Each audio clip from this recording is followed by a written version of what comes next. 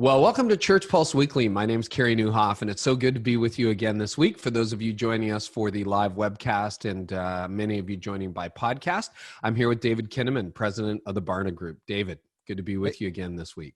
Hey, Carey, good to see you. It's always a pleasure, man. I look forward to Mondays to be with you. So do I. I look not to be with me, but to be with you.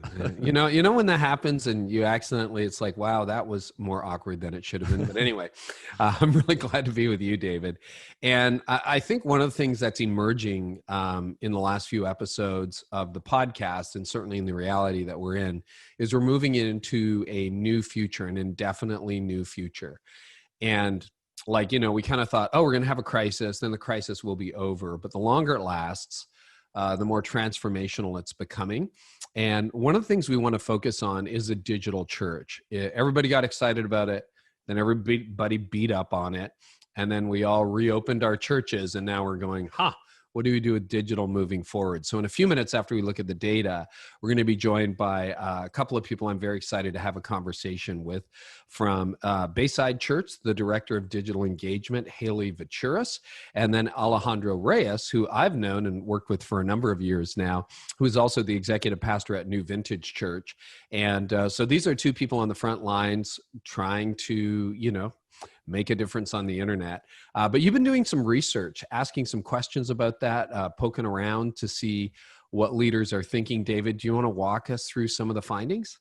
Yeah, I'd be happy to. And first, we've been working on a brand new project called State of the Digital Church. We actually sort of began wading in, of course, all through the coronavirus, but we started doing research in earnest in the summer on the hybrid church. We've actually been working with Alpha on digital evangelism, and we've been working with Stadia on hybrid church experiences. So in the next couple of weeks on Barna Access, there'll be a journal that will be launched there on the state of the digital church, what we know about hybrid church. And here's just a preview of some of that data. We basically created a little bit of a scale about people's openness and sort of preferences for digital versus physical gatherings. And so it's interesting because 52% of churchgoers say that their preference is for physical gatherings, so about half. 9% say their preference is for digital gatherings, and then 35% say it's for both. And I love that if you're doing the math behind the scenes here, that leaves 4% who said neither. 4% of churchgoers are like, no. Yeah, none of the above. Exactly. But here's the other interesting thing, that if you were to look at Gen Z and millennials, their preferences for digital are much higher than boomers and even Gen X. 13% say that they're interested primarily in digital gatherings, and 37% of Gen Zers say that they're interested in both, and 40% are interested in both of millennials. The whole sort of picture I want you to see here is that more than half of church-going millennials and Gen Z say they either prefer digital or they want digital to be part of their church-going experience going forward, right? Isn't that interesting? So if the first number you shared was 52% overall, but Correct. What would prefer physical gatherings, but what would that be for the younger generations? Do you have that handy? Or I do. It's about 41% among Gen Z and 42% among millennials, which is a good reminder that just doing digital alone, it's not like people isn't enough. Yeah, that's right. They don't want just a holographic version of you, an AI preacher version, right? But although there are days where that's very tempting, it's like, great, I don't have to write. That's awesome. My father's a lifelong pastor, used to say that he felt like the Sunday sermons were like the telephone poles on the highway. It's just like, there's another one, there's another one, there's another one. So oh yeah. So this idea of the digital realities of church ministry are here to stay. Another data point that we collected just a couple of weeks ago is that 68%, nearly 7 in 10 pastors, say that they definitely plan to provide digital options for worship services going forward. Another 22% say probably that they will, which is interesting that there's still. Yeah, I was going to say, why is it not like 90%? Still holdout. I know. Yeah. Huh. So it's an interesting, I think, reality that we're sort of seeing the digital expressions of the church coming, sort of coming into their own. They're sort of moving past the adolescence and into sort of real adulthood in sort of organizational life cycle terms. Oh, wow. That's really fascinating. So where can people learn more about that? Because like I'm all over this. I'm like, wow, this is the stuff I live for. So is that at barnaaccess.com? That's right. Yeah. So there'll be some free things that are available there, but most of it is for our subscribers, and our job is to try to equip you for this changing world. Really, the implication of this study is this idea that we should be programming our work and our ministry for people that have a variety of different preferences, and at least in those three categories, right? People that are primarily physical churchgoers, people that are primarily digital churchgoers, and people that are going to be sort of hybrid churchgoers, and recognizing that those are not sort of like overlapping people. Like the same person is not going to sort of shift from a physical preference to a primarily digital preference over the course of a few months. They're sort of showing up with a set of perceptions, a set of preferences, and we've got to be ready for those different kinds of people as they're trying to help engage. And for our churches to be transformational partners for people, we've got to recognize people are going to be sort of on ramps and off ramps in various ways with our church programs and ministries. Well, I could surf all day on this, but we better bring our guests in. So I'm really excited to have Alejandro Reyes and Haley Veturis here. Alejandro and Haley, if you could join us, that would be awesome. I don't know about you. Have you noticed your own preferences changing a little bit? I have. Anyway, Alejandro, Haley, great to have you with us. I'd love to start by just getting you to respond. Maybe we'll start with you, Haley, over some of the stats that David shared so far. Well, I think they make a lot of sense. I'm a millennial myself, and I know a lot of my friends have kids right now, and so their preference for church right now is online, simply because it's too difficult to get your whole family together and get them to church, especially in a pandemic. Parents don't want to put little kids with masks on. Kids don't comply with that. They don't understand the need for it.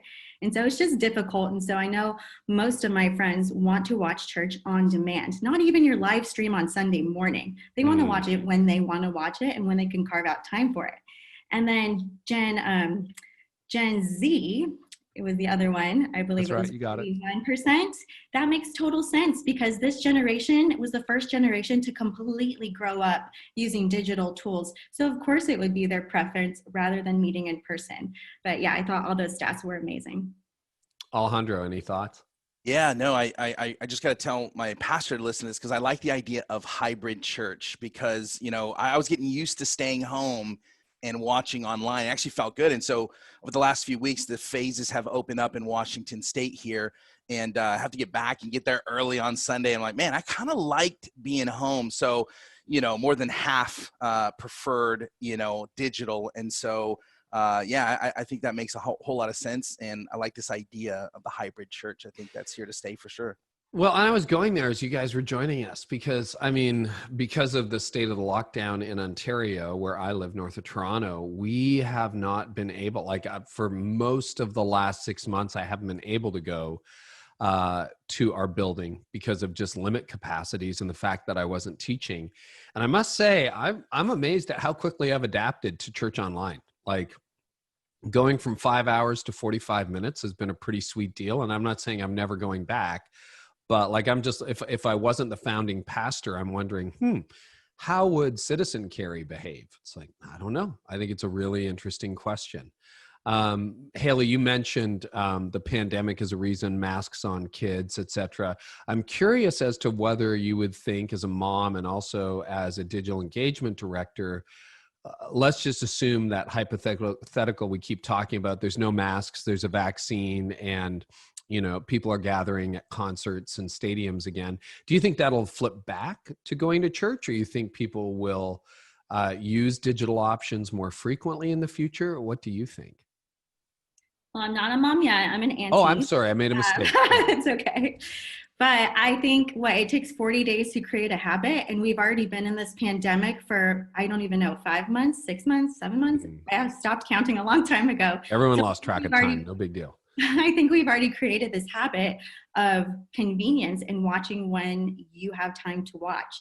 And so I know at least my sisters have a 7-year-old, 4-year-old, 3-year-old, and a 1-year-old. And 2-month-old, actually. So for most of them, they're under the age of wearing the masks and going in. I know wearing masks has become more of a socially acceptable behavior. So I don't think that's really going to change. And if that's not changing, I don't think the parents are going to do something with their kids that's uncomfortable for them.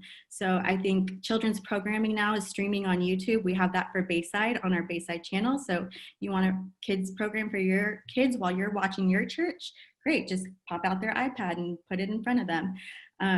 But yeah, I don't think that's really going to change. I think it has to be a hybrid. People are already used to it, and you can't go back to the way it was before. Alejandro, any take on that? Like the post-pandemic reality? Well, where we live, and you got to understand, I grew up in a big city, and so coming to three different cities making one city, it's like 250,000, 300,000 people here.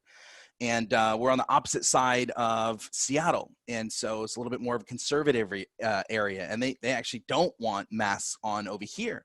And so so my pastor wants to follow CDC guidelines and all that. And so there's some people that actually come in and they think it's like a restaurant. You can walk in and then you sit down, you can take it off. But actually, we want to keep it on. And so so I actually think in this part, and in a lot of part of America, there are people that actually, will love having them off. They feel like it's their right. And I don't get that, but it's their right to not wear a mask. But yeah, I think we're going to go back to in certain parts of the country, in North America, where they don't want a mask. But I think in bigger cities, for sure, like Seattle, we met with some friends and they wanted us to get tested before we hung out with them, and they're from the different part of the city. So I think it really depends, but our stance at the church is, let's follow CDC guidelines, and that's probably been the safest thing for us here.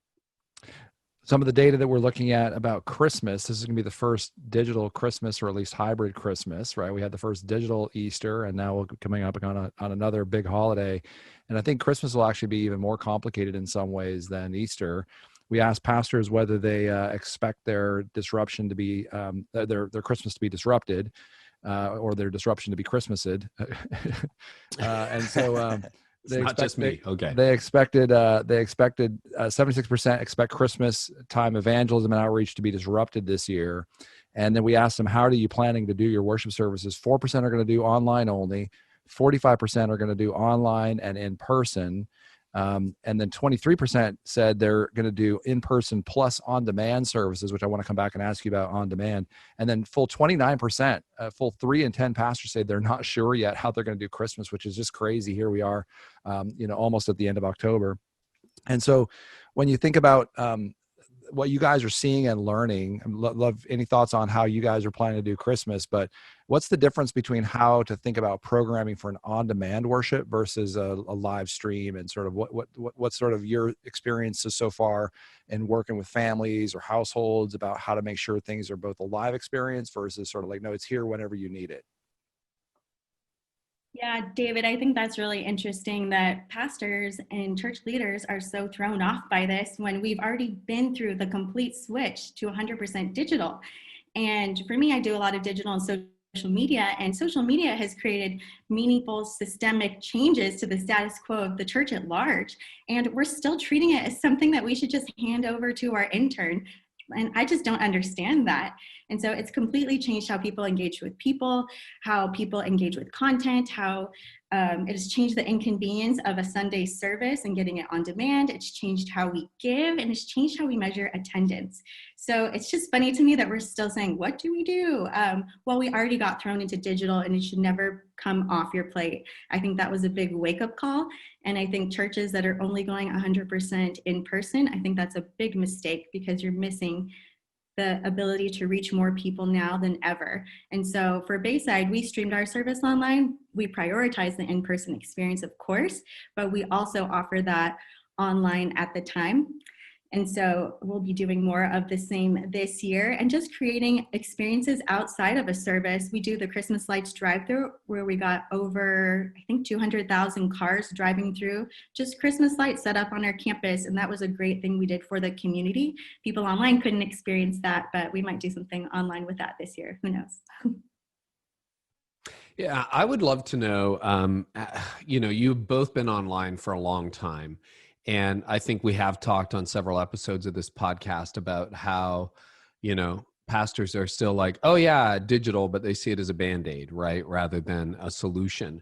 What has been changing in the online space, and how did 2020 really become an accelerator of all that? You both, you worked at Saddleback for a long time, Haley. Alejandro, you've been in the church space and digital world for years now. So you want to give us just a brief chronology of maybe how it was 5 years ago and what changed, and then how 2020 accelerated everything. I love the history and the overview. Yeah, there's a book up there called One to Many. And, that's what internet and as an advertiser and agency owner, you pitch that, hey, you can not only get in front of one person belly to belly, but you can actually get in front of the masses. And that was something that we talked about as a way to get in front of a lot of people. And that's still true. But I think 2020, and I've always believed this for a while, but 2020, within the first, I think 30 or 60 days, content consumption was already up 60%.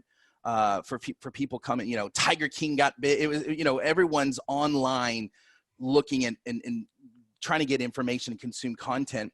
And one thing I really believe that we're shifting towards, and I'm working with a lot of clients and churches on this, is more one-to-one. And what I say, the algorithms are actually favoring that as well. And the two biggest that I would say are Facebook and Instagram. And Facebook, fortunately for them, owns both of those.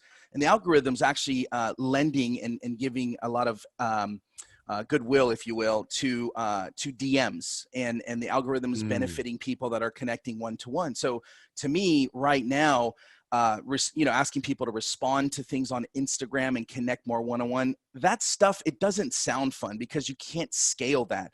But I think intimacy, heading back to one-to-one, I think is the big shift and change that I'm noticing a lot of benefit there with our church specifically. And then the customers and clients that we work with, going more intimate with people and not just focusing on the masses, but having opportunity to have one single conversation. And the great thing about that one single conversation is now you have a story to tell on Sunday. Now you have a story to tell throughout your social media. And those stories, I like to say facts tell, stories sell. And so if you could tell these stories of how you're doing church in these DMs online, I think it could really get some of the people that are in person only to really start to shift and see opportunity and, with some of the online consumption.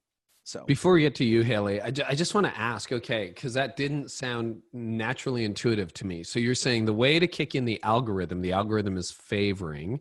Give us a little primer on what the algorithm is, but it's favoring like ats and DMs. How does that work, and what does that mean? Yeah, so Facebook years ago, you would see everything, all your friends, the most recent posts. And now, because there's so many people and they have advertising there, when you log into Facebook or you log into Instagram, usually it's the people that you most engage with or the people that you follow have the most engaging content. And so the question that advertisers like myself think about is, how do you hack the algorithm to get more people to see your content? Because if you post something on Facebook, their organic reach, only 1%, 2%, if not that, will see your posts. And so, not only having people liking your stuff, commenting your stuff, but also saving it, as well as, responding to your content. So you post something, hey, are you having a great day today? Or, hey, what is your biggest question when it comes to XYZ? Getting people to comment on polls, comment on your questions, as well as respond to you. And then you go and respond back. That actually is favorable to you to being seen and getting more organic reach. In other words, they promote you if it's personal. You don't just put a post on and hope 10,000 people like it. It's when you or your team is in there engaging, responding, replying, and actually being social with your social media, right? Actually being social, 100%. So that one-to-one, I love one-to-many. But man, if you could spend some time, if it's just an hour a week, we do this at our every staff meeting.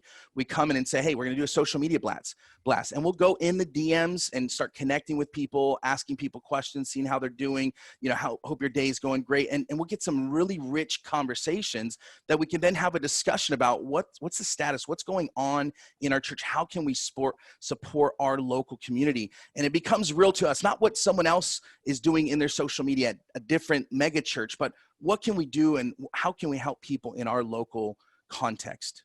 Which actually should play into the heart of a pastor who says, I miss people. 100%. Right? It does. Okay. Haley, what about your little overview of what's changed and what are some of the current best practices? Well, I've been in this space for a while. I spent 9.5 years at Saddleback before my time coming to Bayside Church. And so online church, to me, we had done it 10 years ago. And that's when I thought everybody was doing it. And it wasn't until almost a decade later, I realized most churches do not have an online church. This was mind-blowing to me.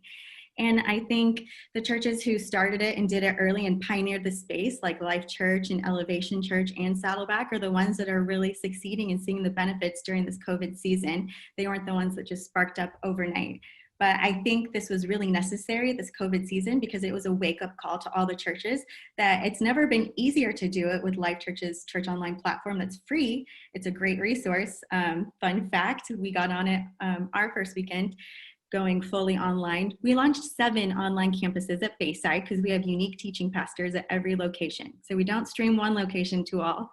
It was all unique locations. So that was fun. You can ask me about that later. But the East Coast, everybody was on church at 11 a.m. when the West Coast was going into their 9 a.m. services. And so it crashed the platform. So that's a fun problem to have church-wide, I guess, but we just had to find a solution that worked for us. So again, I think 10 years ago, people were doing this. It has just taken the church way too long to catch up. And it took a global pandemic for us to have to catch up overnight. Okay.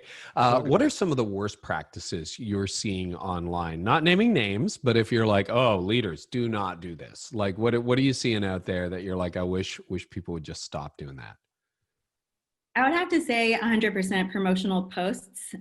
Most churches don't have a social strategy, and that is their complete strategy, just promoting what their church is doing. Can you define promotional posts so that people have a clear understanding what you mean by that? Sure. Hey, we have a parent gathering in building 205 at 7 p.m. on Thursday night. Join us. That's it. You're not telling me the whole feed that you're meeting. Instead, you might try something like, we're going to teach, hey parent, we're going to teach you how to parent during this pandemic. We have this person, this doctor, and this doctor coming to speak. And so you're going to want to hear it. Click the link to learn more.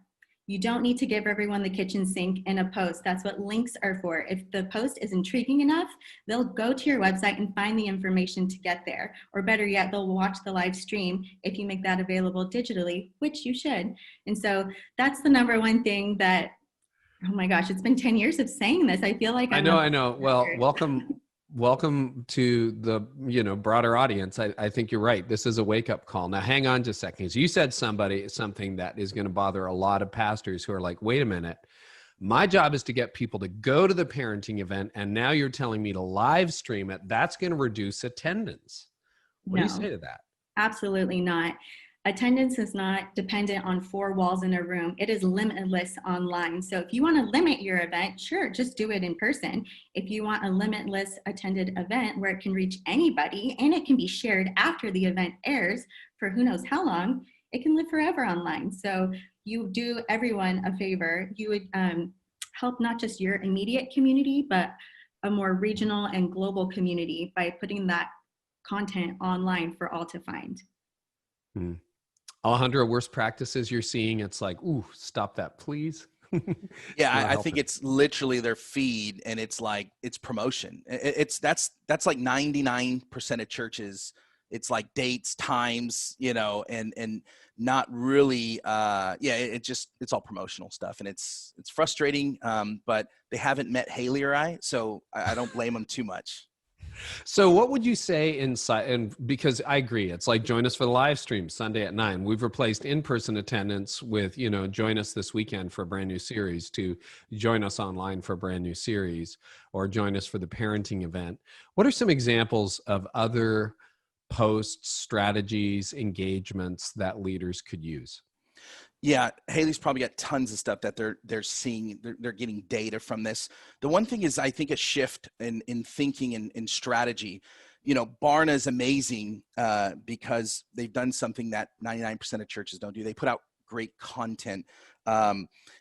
Carey has an amazing blog and podcast. Why? Because he's put out content, and it's content that builds trust. Going to church for the first time in person, especially after COVID, it's just a daunting task.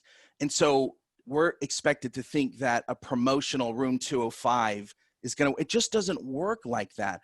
And so what's working right now is putting out content. You know, pastors spend 10, 20 hours a week studying for a sermon, and it stays in that hour in those four walls. But if they start taking this content, snipping it up, put it on IGTV or Facebook or YouTube with the right tags and everything, you start to, social media to me is a lot like window shopping. It kind of peels back the layer of who they are and get to see the context. One thing that Bayside's doing, and I'd love to hear Haley talk, they're doing a lot of episodic content. Here's something that's fascinating, because that Bayside's my home church. You know, at Easter, 55,000, they had 55,000 unique devices for their Easter online service. That's not anything with social media, just with their online platform.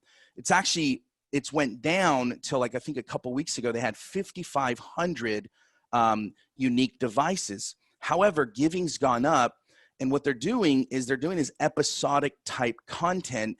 And Haley can speak to this, but giving's going up, and this episodic type content is going up.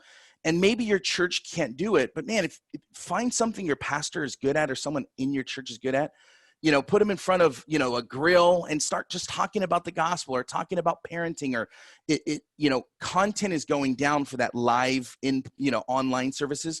But if you can create some sort of episodic type content, you're starting to build trust, because people are looking for on-demand type of content. They're looking at Netflix and Hulu, and we're trying to show them like a worship service that was like, it just doesn't work like we want it to work. So we have to create content that builds trust, because I think it's trust that is the thing that brings people to an online service or an in-person service. So good. Yeah, and it makes me think of some of the ways that some of the digital content I've seen over the course of the pandemic, some of it's really hit, and some of it which feels really off base. It's almost like so many church services are designed around, you know, almost being a fly in the room, you know, on a wall, and it's like, well, here, if you were here in the room, you'd be seeing all this happening, whereas those that are produced more like, you know, like a television show in a studio, where, you know, you sort of feel like you're actually experiencing it. It's almost like the difference between how an awards show is produced and, you know, a live baseball game or whatever, where, you know, you're not in the seats there, but even the way the camera angles will work for live sports is very different, because you're able to see the facial expressions of the people who are athletes. But anyway, it's kind of interesting. I remember the Easter service we attended. My daughter is a student at Berkeley, and Steve Shibstead, the pastor there at the church where my daughter goes, she wanted to go to her home church, so we could do that for Digital Easter. And they actually just filmed him sitting in his office with his bookcase, and he just had his notes like on his lap, and he was just it was very comfortable, like we had invited him into our living room. So it feels like really experimenting more and more with those kinds of form factors and, you know, space and time. We've been talking about on demand versus, you know, live streaming. Those feel like such important sort of questions for us to be wrestling One through. thing on that, David, is like, if you think about this, like, everyone would hear what I just said and go, well, like Mike Todd and Elevation and they're doing, you know, they're doing a lot of, but not everybody can preach like TD Jakes or Mike Todd. So you have to find what makes you unique in your city and in your church context, and highlight that thing. You know, 6 minutes of TD Jakes is fine, but like 60 seconds from your pastor, it may not be but if you get him sitting down and having a conversation about something he's passionate about, and it doesn't have to be about the gospel, it could be about parenting or mental health or these different types of things. But, you know, that's why those churches are doing that, because they have great communicators as pastors. You got to find out what makes your church special and double down that thing right now, while in the midst of a pandemic, and then coming out of it, like, continue to do that thing. Hey, I'm curious what you guys think about, because everything you just said there, I'm wondering whether pastors and church teams are struggling with having the right roles for people, because we're so used to producing a live sort of, you know, event that's hosted and people come to. I wonder whether pastors and leaders are struggling, or some of us who are listening, or some people who are listening in, it's like, you know, the role you used to play as a worship leader, let's say, you know, or the kinds of things. So talk us through how to have a difficult conversation. It's almost like a coach who's like, hey, we used to play this style and now we're playing a different style, but here's the role you need to play. Or it feels like we need to have more direct conversations with people about what to expect for their role on the church staff and sort of in producing those worship environments. Yeah, and that's something, the conversation as executive pastor, this is the stuff that I think through. And so, lots of roles completely shifted. Like we had to go now our production guy is also our videographer now, because we didn't do a lot of video. And I think what it's really, you make it really simple. There's a lot of churches, they don't like org charts, but if you don't have an org chart, it tells me a lot about the organization as far as their production and productivity goes. So an org chart just sets the example and tells people who talks to who. And one simple thing that we're doing, and we work with churches that do this, is what's someone's role, their number one role, and their goal. And if you can clearly define right now versus what it was before, what is that one role and what is that one goal that someone has, and clearly define it amongst the team, that's been a huge game changer. Because right now, a lot of people, because we're not meeting in an office, as a staff, we're having to meet on Zoom and meetings like this. Most people didn't know for some time what each other did. And so continually adding clarity and getting some, clear expectations out of everyone has shifted. Now we're allowed back in based on our phase to meet at 25% capacity. So now roles are changing. So I think it's the job right now of a pastor to continue to cast vision as well, long-term, as well as, talk about the reality of pivoting. Carey talks about the 30-day pivot. We've all had to really pivot. So to me right now, the job of pastors really to drive vision and really set these clear expectations of what their staff should be doing and should not be doing. There's so much stuff here. We could talk for 2 hours on this. I love this stuff. So you're in my wheelhouse. You're talking about some of my favorite stuff. Haley, I want to ask you on demand versus live stream. So what are you learning there? I think it's a fair assessment to say we went from, physical attendance, join us at 9 and 11 on a weekend, to all this experimentation in the spring, to join us for the live stream at 9 and 11 by the time the summer really hit, to now we're back in person and, oh yeah, you can catch the live stream. But, you mentioned, like, for example, Mike Todd at Elevation, or Mike Todd at Transformation, Stephen Furtick at Elevation or Life Church. They would tell you on demand is crushing the live stream, even as impressive as that is. Where do you think live stream versus on demand is going in the future, Haley? I think live stream is great for events. So for instance, when we had you on our Thrive conference, Carey, that was a live event and there was excitement and momentum, and it was 2 days and then it was, 3 days. 3 days and then it was over. Not coming back for another year. But to expect that same type of excitement week after week after week gets kind of exhausting. And so we have definitely seen way more engagement, especially on our YouTube channel. Alejandro was mentioning it earlier, not just posting the church services up there, but original content for the people outside of Sunday. So that's the whole engaging the 167, the 167 hours outside of Sunday, because you have a whole week where you can be reaching people in a different way than Sunday morning even. And so if you look on our Bayside Church YouTube channel, it is starting to look a little more like a Netflix. We have different staff members that were designing digital content for in the room screens, in the back walls, now producing shows. So you find a whole new gifting in some of your staff members that you didn't even know was there. And if you look on our channel, you can see this new show that we've done called Finding Good.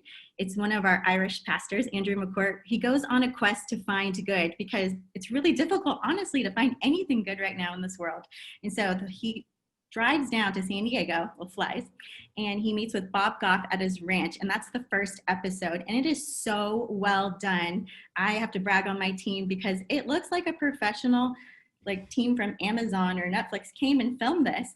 And it just goes on for 4 more episodes. We're airing another one too, but there's that. And then we have a bunch of shows called our originals, like Disney Plus has their original shows they've released on their platform. We have The Flip Side, which is a 30-minute podcast with one of our teaching pastors from one of our locations, and he just dives deeper into the weekend teaching after Sunday in a talk show format. We have City Beats with Ephraim Smith, one of our pastors from our Midtown campus, talking about racial reconciliation and suburban ministry. We have Parenting in a Pandemic, that 4-week series where we teach parents how to go about this with their kids, because they jumped into being teachers overnight. They needed resources. We have Refuel daily devotions. You get a daily devotion every day. We've been doing this for the last 5 years, so nothing new there. And we have FaceTime phone calls with some of our favorites. So imagine your pastor having a FaceTime phone call with Bob Goff, and you get to be a fly on the wall in that conversation. So we just have some exciting things. We're coming up with more too, but we want to start looking more like a place where we're building trust, like Alejandro mentioned, throughout the week versus just on Sundays. And you know what? It's only helping boost the Sunday service content throughout the week. Yeah, that's so good. So interesting. I'm thinking back to the very beginning of my career. George Barna wrote this very controversial book, the founder of Barna Group, called Marketing the Church. It was actually one of his first. And there was so many naysayers and sort of like, how in the world could you put those two words together, marketing and the church? And I'm hearing you guys talk about a lot of different words and phrases, programming, content, original sort of programming, episodes. And you guys have lived in this space for a while. Talk a little bit of how you come sort of to reckon with sort of thinking with sort of these terms and like a content strategy and the work of the church. Like where does the rubber meet the road in terms of how the gospel gets expressed through these sort of these approaches? What's gained, what's lost? Well, we've literally gone from the information age to the disinformation age in my lifetime. And in a world that is longing for absolute truth, because we've lost it, we as the church, why are we just giving them ads in this space? We're wasting our time, and we're wasting this great resource that we've been given to us at such a time as this, during a global pandemic when eyes are all on these channels. And so I just think, gosh, what a miss to not use these channels properly. And we look to the marketplace for their expertise, but we look to the Bible for the truth and to share that in these spaces. Yeah, that's well said. Alejandro, do you have anything to add to that? No, I think she said it perfectly. Yeah. Well, and I mean, part of, and David, I appreciate you going there, but part of my question is, because I'm sure somebody's thinking this, it's like, how is this not just entertainment, guys? Like, talk to that person. I hear that all the time.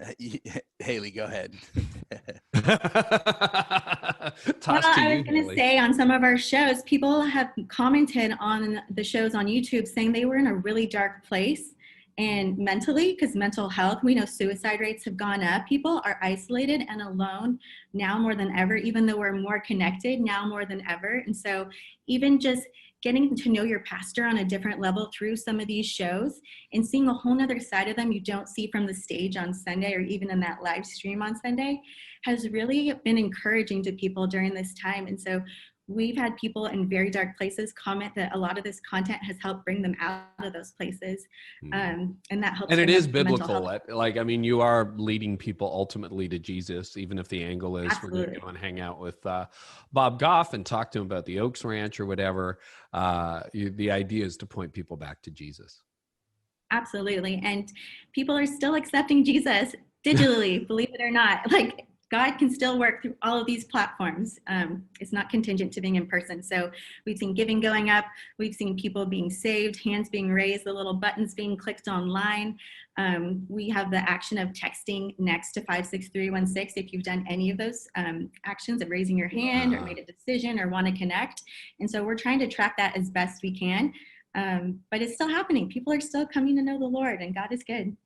Let's talk about engagement, because it's one thing to stream or to broadcast, and I think on demand has got a big future ahead of it as well. It's, instead of behaving like cable TV, behave a little bit more like Disney Plus or Netflix or Amazon Prime, where you can watch when you want, right? Which is where the culture has gone. I would love to talk about getting people to engage, because ultimately you can have 100,000 views on something, but if there's no relationship, like how does that happen? What are some good strategies for churches that are struggling with online chat or some kind of engagement, even on their social media channels? What is working right now? Sorry, Alejandro. I really just look back to the ministry of Jesus with his strategy of how he engaged with people. And it really just comes down to 3 words: connect, teach, and share. He connected with people on a personal level. He taught them life-changing lessons, and then he shared with them ministry opportunity to do more. And so first and foremost, as a church leader, we should be passionate about connecting and engaging with people because we care about people first. And when we mess that up, our whole strategy is thrown off. And then we teach them, keep them with your content. And then lastly, we earn the right to share with them ministry opportunity, those workshops or events, those online streams where we are ministering to them through our content, through events or through any other ministry that we have to offer. Alejandro, thoughts on engagement?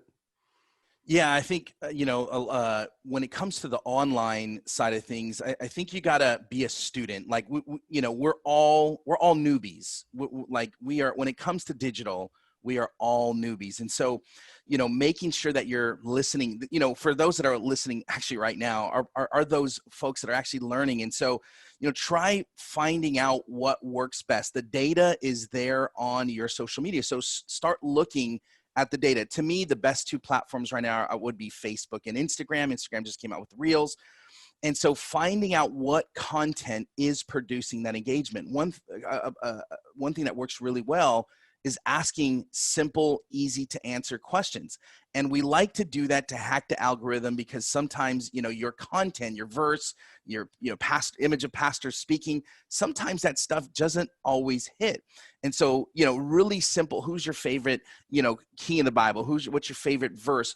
What scripture or what worship song has helped you get through? So trying to ask simple questions that people can answer really helps produce some of that engagement. And this isn't your verses or your scripture or your messages that you're snipping, but it's ways that you can at least get people to say, hey, connect with us. We want to ask questions. We want to make this a two-way dialogue between us. And so I just keep going back to intimacy. How can you bridge the gap between before where it was one-to-many, where it can make people feel like you're communicating directly with them one-to-one? All right, one or two more questions for you.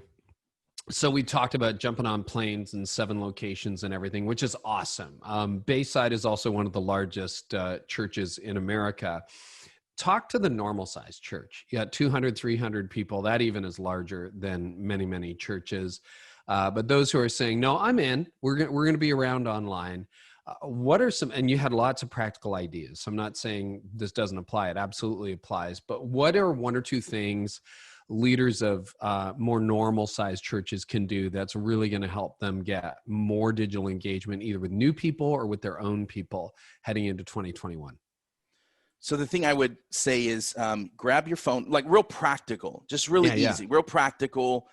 Grab your phone and record a 60-second invitation. But the invitation's not, hey, come check this out. The invitation would shift. It's a 4-part kind of framework that I use. It's like, hey, within the first 8 seconds, tell them exactly what the video is about. I learned that from Alejandro Reyes. That's true. If you watch Carey in this video, I'm going to tell you, I learned that from Alejandro it's really simple. It's like, hey, in this, hey, Pastor Alejandro here. And in this video, I want to talk to you about a new sermon series we're doing called blah, blah, blah. And then, hey, have you ever felt like you've been out of place, blah, blah, blah. And at the end of it, it's like, hey, we would love to invite you. But so many churches are going straight to the invite. You, and Haley said it earlier, you want to tell them why. You want to give them a reason why they should care about you, because as humans, we kind of think selfishly. It's what's in it for me. And so if you can, every single time you send an invite video out, if you can speak to them and share with them that you understand the things that they're going through right now and invite them, it's going to help you so much more. So that's half of it. The other half of it is simply, there's a blue button right under your Facebook page that you can do a $5 to $10 boost, reaching your entire city based on the interest that you want to target. A lot of people think they need the ads manager and need to hire an agent. You actually can just, I think churches that are anywhere from 200, 300, 500, even our church is using the boost, a $5 to $10 boost can pay huge dividends. And if you do that once or twice a week, I mean, it's like $30 to $50.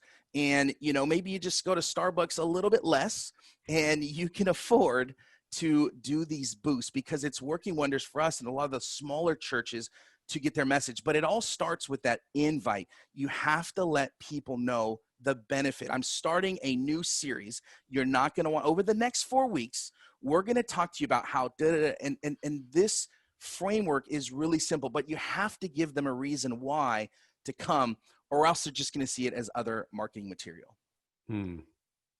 That's so good. Haley, any thoughts for more normal sized churches, what they can do? You know, the funniest thing that we found at Bayside, and we have churches of all sizes. We're even launching a church in Orange County right now. So crazy times during COVID, church planting, but that's fun. So we found that people love seeing the church be the church.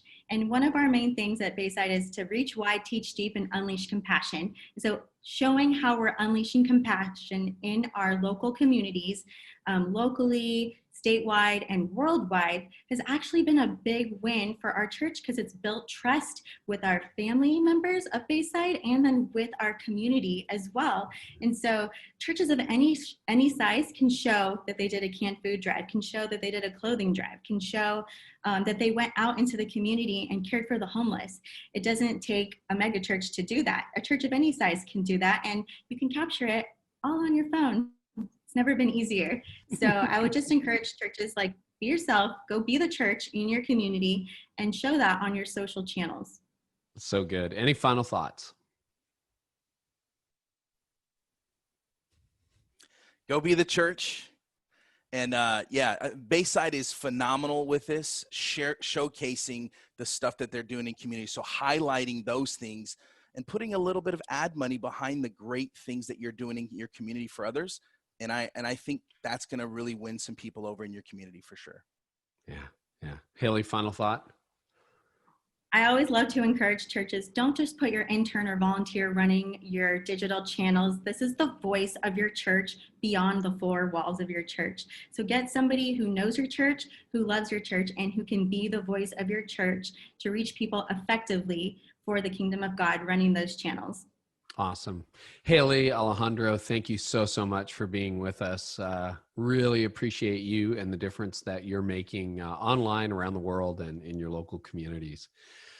Well, yeah, David, I got to tell you, you call yourself a nerd sometimes, right? And this conversation made me think, if I was in the lead pastor seat, which I'm not, I'm founding pastor, it'd be fun just for like 5 minutes. I'm like, ooh, how do I restaff? Like, this could be a lot of fun. I think I might put 50% of our staffing and resource budget into digital and 50% into online.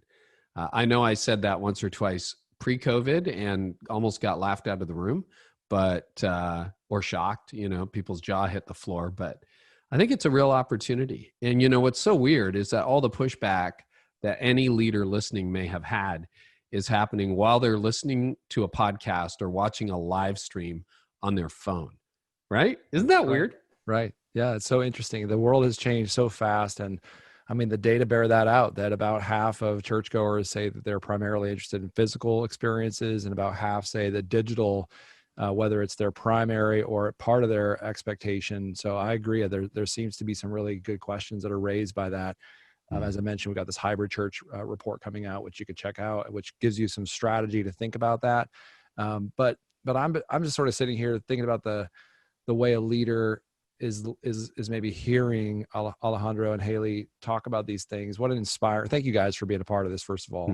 And I think, I know for me as a leader, sometimes as I see a picture of the future, there's this moment where I'm like, okay, well, I've got these programs, these staff members, these like decisions to make, and I think about it's kind of the baggage of the past. And listen, we're a small, nimble team as Barna, and I think we do a pretty good job. But I do think that we're confronted with like, okay, where are you provisioning your team and your church for the future? And it's not that I want anyone to be heartless about who's on your team or how your staff works or any of that. But it's also true that God cares he cares more than you do for the people on your team and the staff, right? And I think for us as leaders, we have to be really clear, as Alejandro said, sort of like, here's what we need from you. Here's your role. Here's your goal. And maybe I'm taking this for me, maybe some others leaders will as well. Like, how are you going to provision for that future, of what your church needs to be doing to be effective? You can't do everything. And so No. you can't hold on to legacy ideas, staff members, programs, concepts, strategies. You've got to be able to lean into the future that God's presenting to us. Well, and so many, just to get really practical, so many church leaders are relational, and they would say that's why it doesn't work in the digital space. But to take what Alejandro and Haley had to say, seriously, if it really is about engaging people and like responding and direct messaging and answering the questions and tracking that, like that's all relational, right? And there's a lot of content producers who might say, no, I just kind of want to do the message and have a team broadcast it. That's fine. But there are content people and there are connection people. And so I think you can take some of your relational staff, some of your best host team members or, welcome team members, whatever you call them, and put them in the chat, put them on social and get them actually engaging, building relationships, maybe praying with people. They would love to do that. And that can happen in person. It can happen online.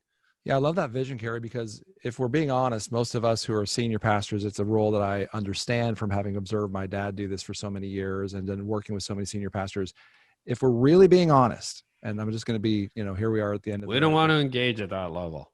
That's right. Most pastors are content people. They're not connection people. There's certain, like if we looked at our spiritual gifts, we're either pastoral and we're engaged in friendship and life on life discipleship. But a lot of, and I hear a lot of pastors sort of justifying this. Well, it's like, I'm just here for the, the content to try to lead. And I think that's great. Well, we got a staff against both content and connection. And we got a staff for content and connection, both in the physical environments and in the digital environments.